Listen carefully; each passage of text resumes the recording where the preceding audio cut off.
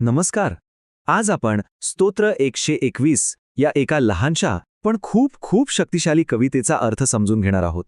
आपल्या आयुष्यात असे क्षण येतात नाही का, जेव्हा सगळं अनिश्चित वाटतं, आपण एकटे पडतो आणि कुठून तरी मदत मिळेल याची वाट बघत असतो. तर ही कविता नेमकी त्याच क्षणाबद्दल बोलते, त्या क्षणी मिळणाऱ्या एका दैवी आश्वासनाबद्दल. चला तर मग सुरुवात करूया.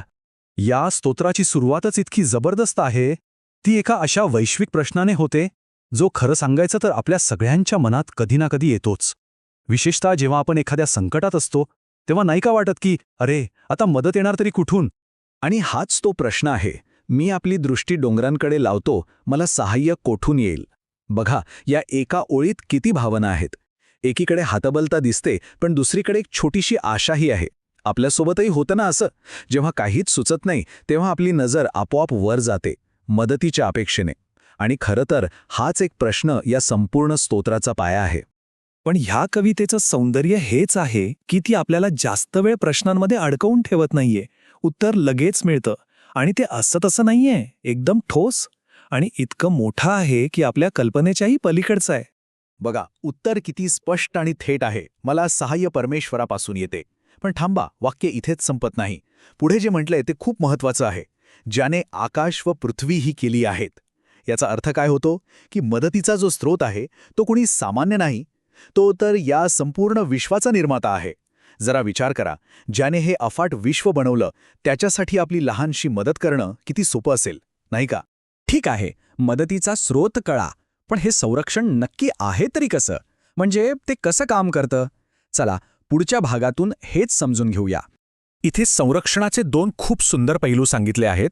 पहिलं म्हणजे तो तुझा पाय ढळू देणार नाही. याचा अर्थ सरळ आहे. आयुष्याच्या अवघड वाटेवर तो आपल्याला स्थिरता देतो, आपल्याला सावरतो. आणि दुसरं जे आणखी महत्वाचं आहे, तुझा रक्षक डुलकी घेणार नाही.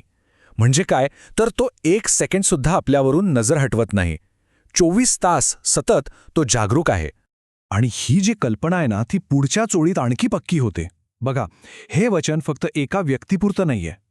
तुझा रक्षक असं म्हणून ते सुरू होतं, पण लगेच ते इस्रायलाचा रक्षक असं होतं. म्हणजे ते संपूर्ण समाजासाठी आहे.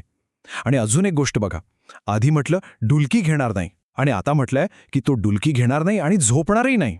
म्हणजे जागरूकतेची पातळी कितीतरी पटीने वाढवली आहे. याचाच अर्थ तो कधीही थकत नाही.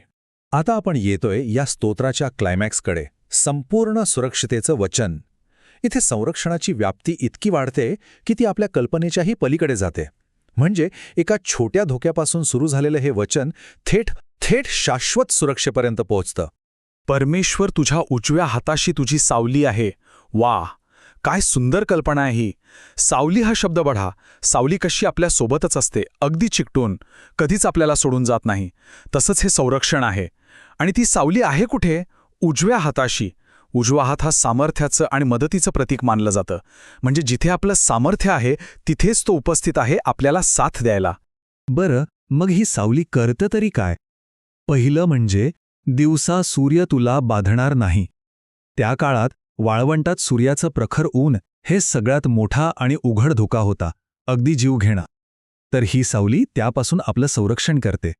पण हे संरक्षण फक्त दिवसापुरतं मर्यादित नाहीये. किंवा रात्री चंद्र तुला उपद्रव देणार नाही. म्हणजे काय, तर रात्रीच्या अंधारात जे काही धोके लपलेले असतील, मग ते दिसणारे असोत किंवा न दिसणारे, त्या सगळ्यांपासून आपलं रक्षण होतं. थोडक्यात काय, तर ही एक संपूर्ण 24 तासांची सुरक्षा आहे, जिथे भीतीला जागाच उरत नाही. आणि आता आपण या वचनाचा सर्वोच्च बिंदूवर पोहोचतोय.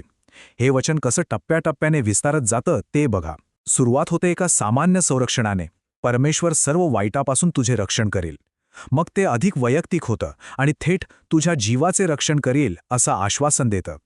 त्यानंतर त्याचा आवाका अजून वाढतो. आपल्या संपूर्ण प्रवासाला ते कवेत घेतं. तुझ्या बाहेर जाण्याचे व आत येण्याचे रक्षण करील. आणि शेवटी ते वेळेची प्रत्येक मर्यादा ओलांडून जातं, आतापासून सर्व काळ.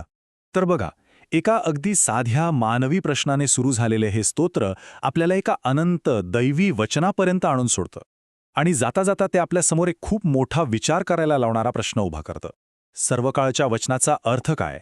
या वचनाचा आपल्या आयुष्यात नेमका अर्थ काय असू शकतो, हा विचार करण्यासारखाच आहे.